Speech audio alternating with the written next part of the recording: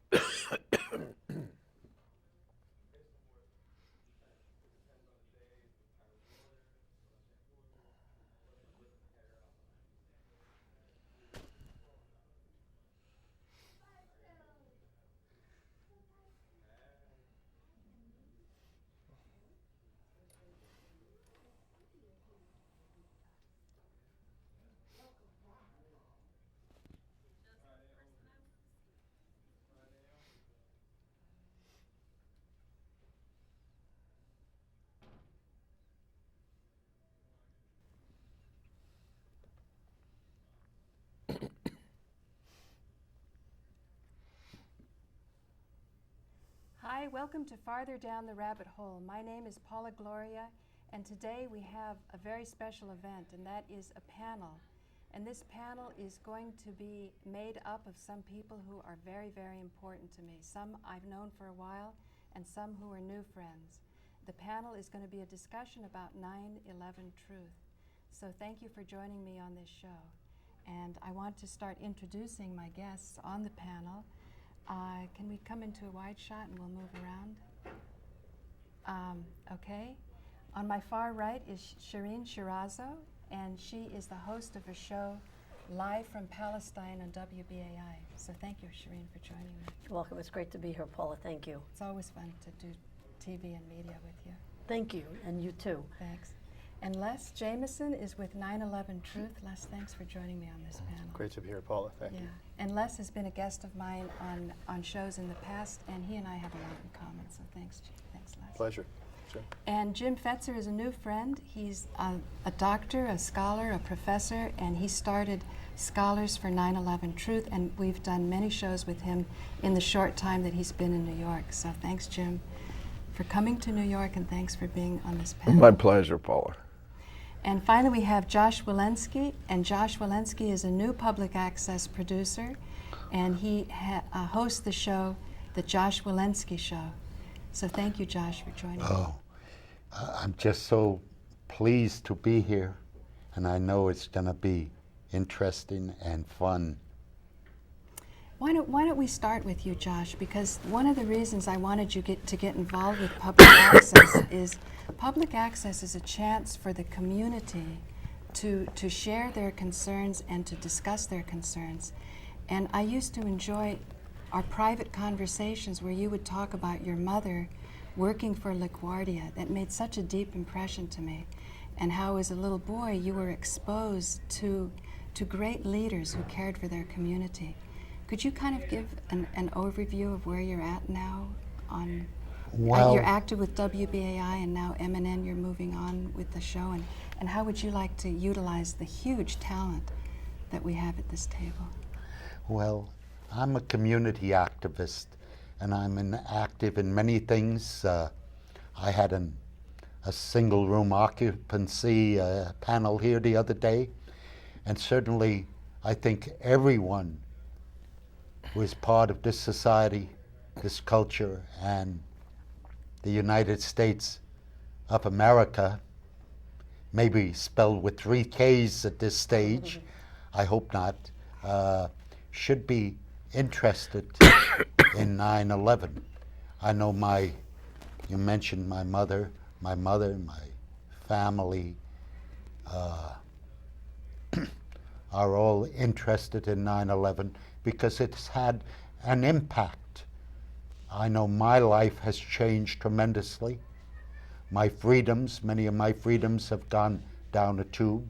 A short distance from here, I used to enjoy a wonderful, affordable lunch at Juilliard School of Music when they allowed the public in. Now they don't allow public in. They say, you might be a terrorist. You may want to blow up the future opera and ballet stars. As ludicrous as that sounds, it's what they told me, what the security guard told me. I and many New Yorkers in this neighborhood used to go into the cafeteria of the Juilliard School of Music and enjoy a splendid lunch, affordable lunch for about $5. Now it's closed to the general public. So Josh, thanks for setting the tone. I think, Josh has so much to say and so much to share, and that's why I'm always encouraging people to become producers if they have the skills to communicate, and Josh does.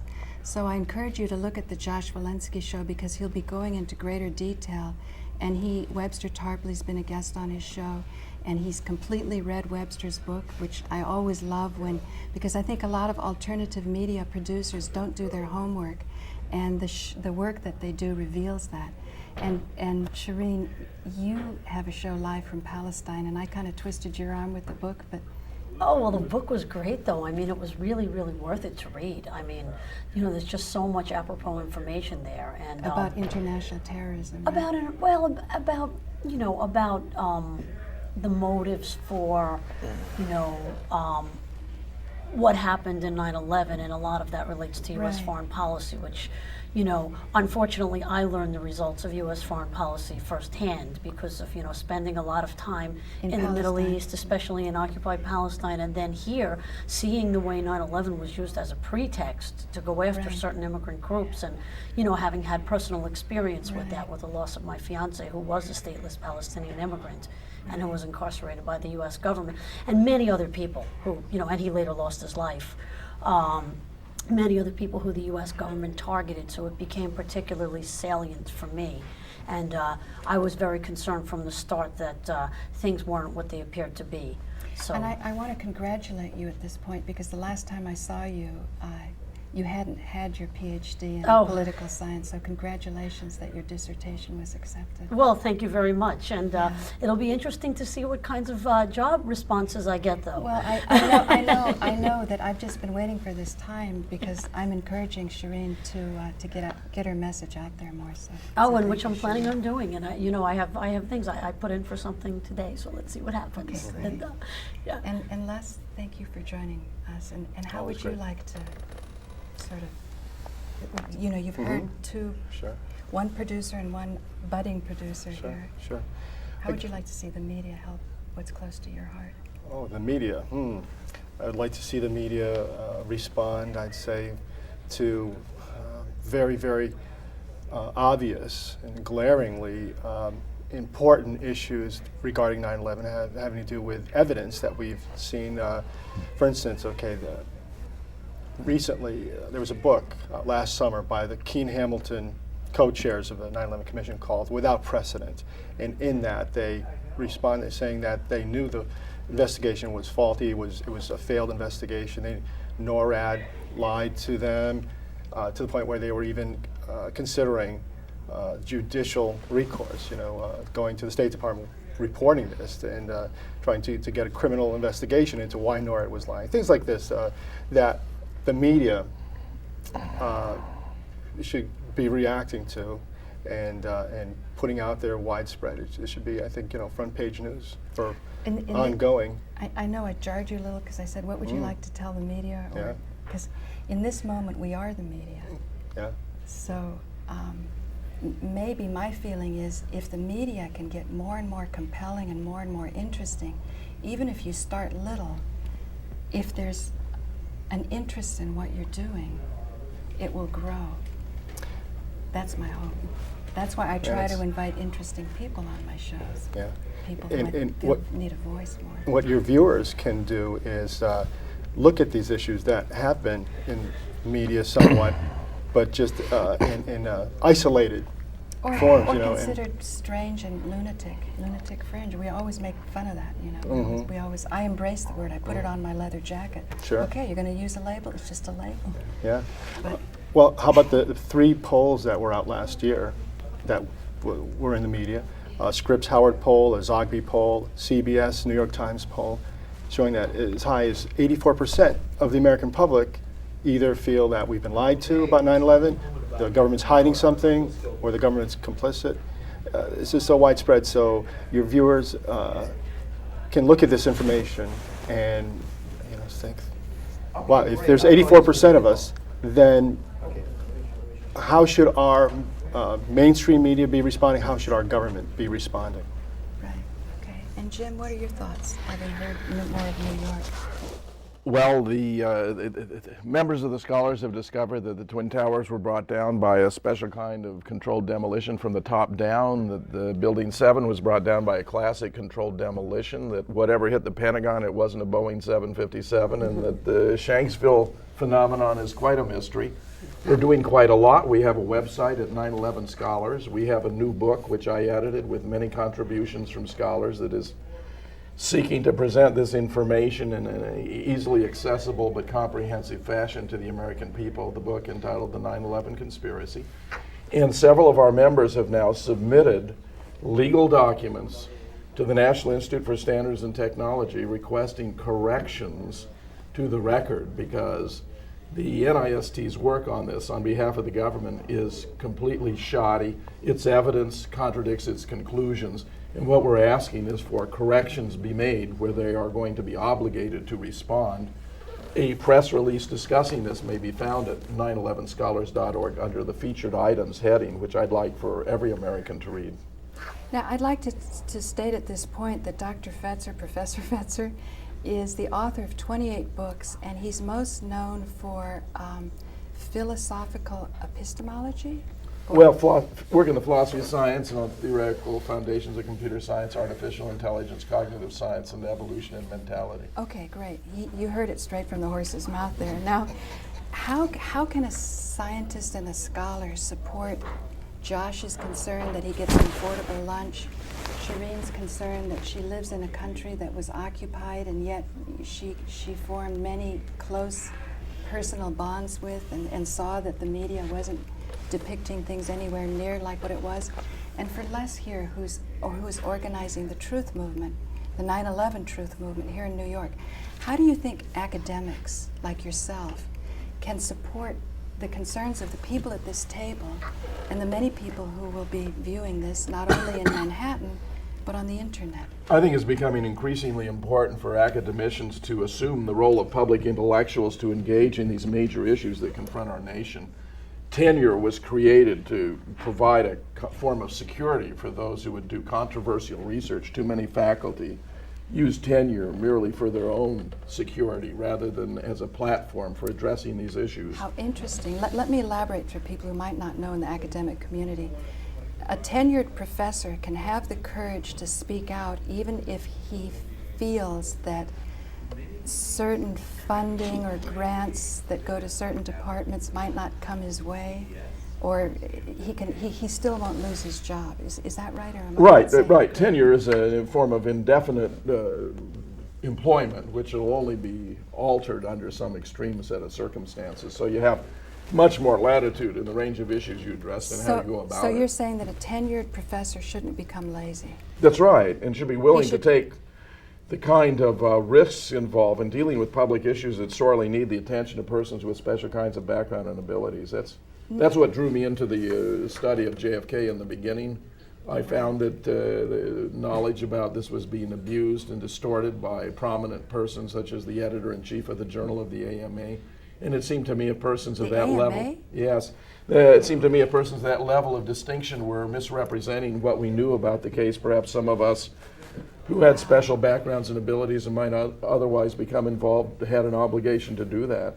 Right, right. Incidentally, I did another show with Jim before, and we were talking about that he gets a couple hundred emails a day, and he looks through them, each of them, because one of them might have very important information.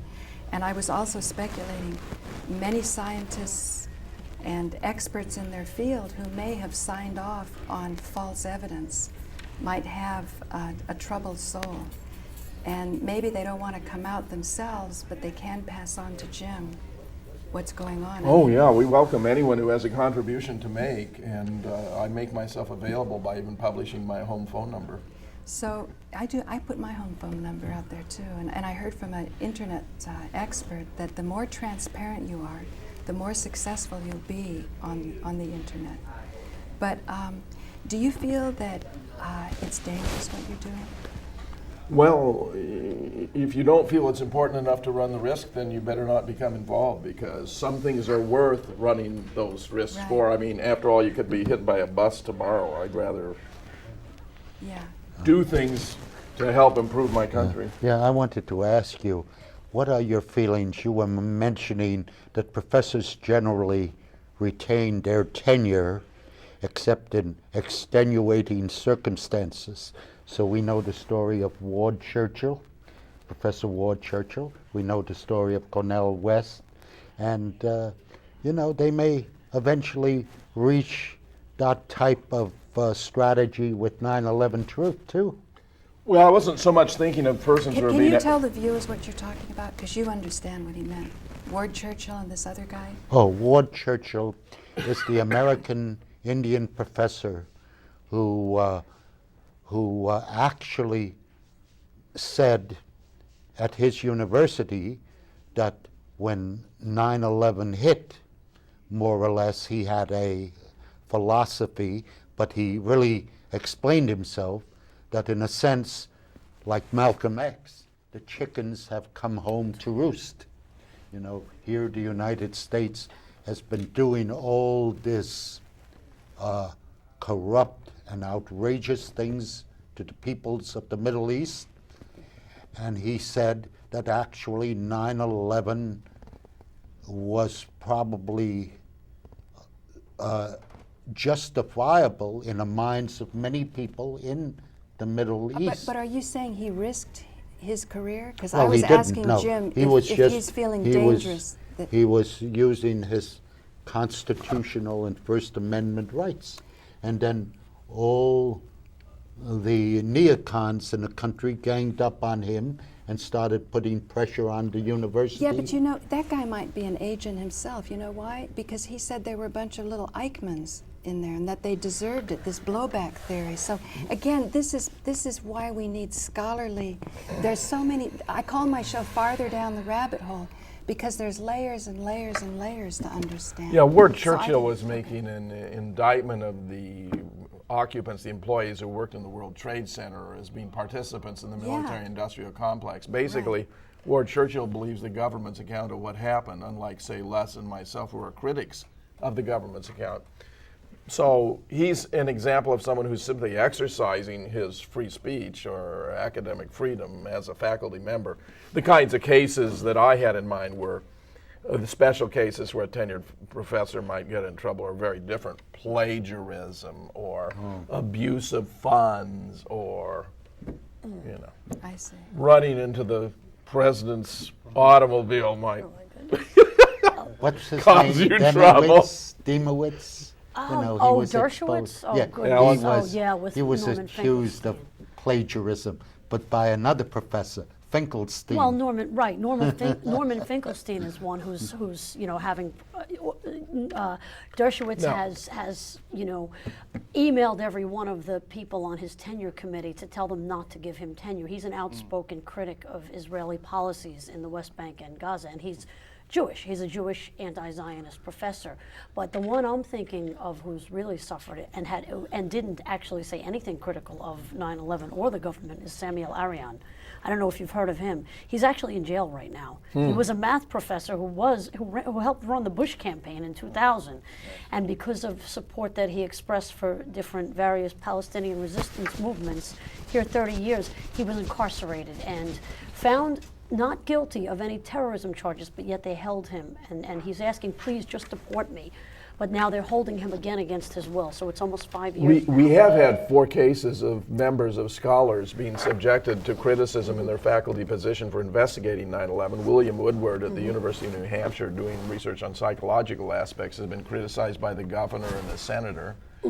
Judy Wood, who was on the faculty as a professor of mechanical engineering, was not retained on the faculty, and it appears that was because of her work on 9/11. Kevin Barrett became extremely controversial as a humanities lecturer doing a course on Islam in which he discussed 9/11, where the Republican candidate for governor and a state legislator and even the Democratic governor were suggesting that perhaps he oughtn't to be teaching that course, but the university stood fast, and and Madison made itself look good. But can I can ask hear- a question? Hang on, let me introduce. This is Dean Lauren. He's supporting us in the control room with Harold Channer. And Dean, I can feel you have some good things to share with us. So, yes? Well, I have to ask, Hello, we can't hear you anymore. Yeah, I have to ask, Thank you. is it the 9/11 truth? Could we not get more mileage out of this if we had perhaps a beautiful woman to lead the movement? Remember what happened to Vanessa Redgrave when she spoke out about Palestine? Yep. And That's right. she rocked the world in her statements. So Shireen, you And up she to it? paid for it. I'm up for it. Shireen is up for the task. I'm up for the You want to have task. this And it only beautiful took woman her, lesson? and I'd like to remind the audience that it only took Vanessa Redgrave approximately 30 years to get unblacklisted. That's correct. And she is now going to get a Tony. Oh, really? Say, Dean, can you take that Thank you, 9/11 truth and put a little slash? And let me explain why. I heard that when we go 911, we think emergency, but 9/11, we have a little more distance from it. I'm very interested in working in any field that has to do with grief work or shock work or mind control, anything that makes us sleepy or anything that wakes us up in a constructive way. Sorry, Dean, but just wanted, but between the 9 and the 11. I know you do it the other way. I don't want it 911. You mean like the date? Yes, like Yes. the date. Correct. Wow. Yes.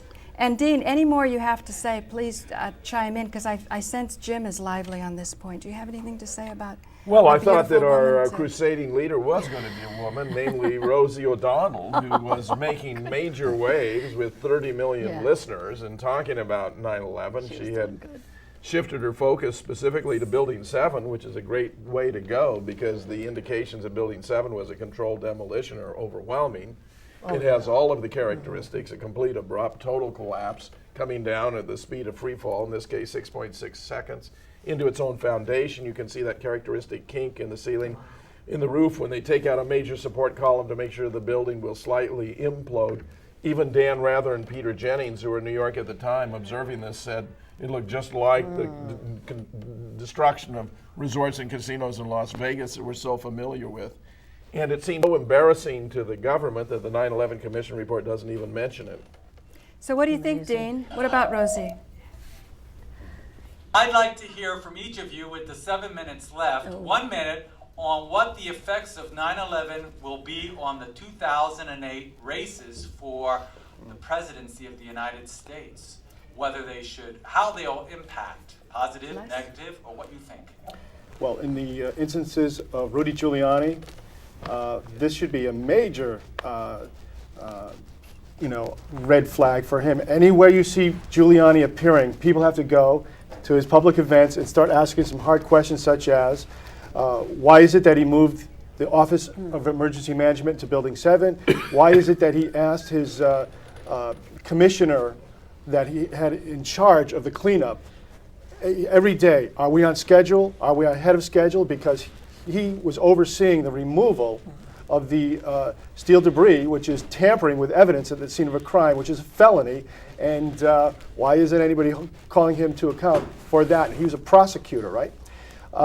There are many more very important things about Giuliani that we need to challenge him on, and I'm just trying to be brief here. Also, Senator McCain, John McCain, is running for president, and he's written the foreword to a book called 9/11 Debunking Myths by Popular Mechanics. And this book is transparently falsely based in accusing the very, very in-depth research that exists on 9/11 as being falsely based. And when you take into consideration, it does not include any historical context like Operation Northwoods, all the previous lies that have been manufactured to create war, so on and so forth. This book that John McCain is supporting is just a travesty. So there's a little bit about the presidential election coming up that we should have. And every other candidate should be asked, since it's widely known that 9/11 Commission was basically a fake investigation, the government appointing its own officials to investigate itself. Why is it that we have to settle for this fraudulent investigation? And I would urge everybody to look at that just for starters. And Shireen, what is that on the international view? Oh boy. Well, you know, the international view is always a little bit ahead of the United States view, I have to say, because they're not at all unfamiliar with, you know, the fact that, you know, governments could do such a thing. And as far as, you know, accountability, I think the public is suspicious. I think the American public is suspicious, as obviously the international community is. However, I think we as media people really have the obligation of waking them up even further, because it's like a house of cards. I mean, you know, an obvious lie about the Iraq War, now all the lies of Gonzales, the architect of the torture memo, and obvious big lies about 9/11. You know, that such credible scholars as Webster Tarpley and as Jim Fetzer, Dr. Fetzer has I hope I'm pronouncing your name right, have revealed. So I think we have to really continue on this path. And you know, the fact that mainstreamers now, like Rosie O'Donnell and lots of the population, this is not a far-fetched idea anymore. You know, it's Yeah, you know, along those lines, I was so mainstream. excited when I found out that Jim Fetzer was in Greece. You know, that was where my father comes from. And he was on prime time for 3 hours. They flew him and his wife over, and they got the best response ever. And they were translating the Greek, because I had a friend that knew Greek. And at one point he said, well, actually, he was speaking English, so I knew that. He said, if he didn't do this, who would? So you're really using your tenure for all it's worth. Well, now, of course, I'm in that status known as retirement after 35 years of teaching logic, critical thinking, and scientific reasoning. I think the points about Giuliani and McCain are very well taken. There are signs that Congress may be starting to shift some attention. Representative Kucinich has indicated he may be undertaking a 9/11 inquiry about certain crucial aspects. And I do think that if the American people become more aware of how they have been manipulated and abused by the Bush administration over 9/11 to instill fear into us, basically to support restrictions on the constitutions, forms of national surveillance, abandoning major legal rights and revamping the Constitution, going to war in Afghanistan and Iraq in violation of international law, the UN Treaty, and even the U.S. Constitution. I think that the reaction against the Republican Party could be quite significant, because that party has rubber-stamped every initiative of this administration, even though it contradicts or compromises every principle for which the traditional Republican Party has stood. And Josh, how about the common man on the street who wants Well- a cup of coffee? Well, it's important that the common man on the street see loose change. So thanks, Josh, and thanks, Shireen, Les, and Jim, and welcome to this show. Welcome to more shows. We're going to continue with this. It's been farther down the rabbit hole. My name is Paula Gloria. Thanks. So thank you, guys. I never quite am sure when we go out on it. You had one more thing to say? You want to? Oh, We'll get it on YouTube. people Keep who, rolling. We'll get it on YouTube. people who are in favor of impeachment, which I think is a large segment of the population, absolutely need to know that there are dozens of reasons based on 9/11 which should and must be used as grounds for impeachment of Cheney, Rumsfeld, Rice, all of them. So that this is another thing politically that we should be looking at now, regardless of whether we can do this by the end of 2008 or not. You can still impeach president and administration after they're out of office. But I heard impeachment's off the table, and then Barbara Honegger said, but we have court-martial, which was sort of surprising to me. Well, it shouldn't be off the table. We need put to it still back on force the the table. issue. That's good. Yeah. So we're finished with that show, Dean. Do you want to stay for another one? Can you squeak in another one? You're hot? Otherwise, Dean, now this is going to be your show. I promised you. I want you to get the stuff up on the internet. We've got Fetzer here, Professor Fetzer. Jim, any call. Yeah. Answer all the above. So Dean, what do you think? You want to change the tapes and see who stays with us and who? I'm ends? changing those tapes. Okay, all right. What are you going to do? Another tape? I'm sorry, Yeah, he's your going to be book pulling isn't stuff here. up on the I'm sorry, your internet. book So he's